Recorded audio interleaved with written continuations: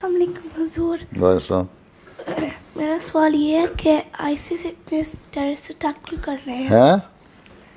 ISIS इतने terrorist attack क्यों कर रहे हैं? क्यों कर रहे हैं? उनसे पूछो जाके। मुझे तो बताया नहीं उन्होंने आके। हैं? अगर मेरे पास आके बताने आते तो यहाँ की स्कॉटलैंड यार्ड ने पहले मुझे पकड़ लेना था। जो भी वो कर रहे हैं वो गलत कर रहे हैं। इस्लाम की तालीम ये नहीं है, ठीक है? और ये भी उनको भी बाहर से एड मिल रही है, और वो लोग जो इस्लाम के मुखालिफ हैं वही उन्हीं को एड दे रहे हैं।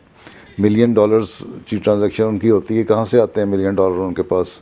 ठीक है, बड़े सोफिस्टिकेटेड आर्म्स एंड एमुनेशन उनके पास है, वो कहाँ से आते हैं? ठीक है, इस तरह वो इस्टेब्लिश हो गए, वो कहाँ से हो गए?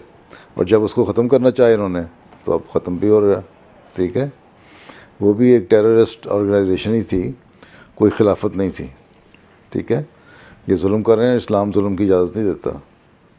ठीक है, वो जो भी कर रहे हैं इस्लाम के ख़िलाफ़ कर रहे हैं, फ्रस्ट्रेटेड लोग हैं। ठीक है, तो इस्लाम के नाम पे कर रहे हैं। अब देख लो, ख़त्म भी हो गया आहिस्ता आहिस्ता।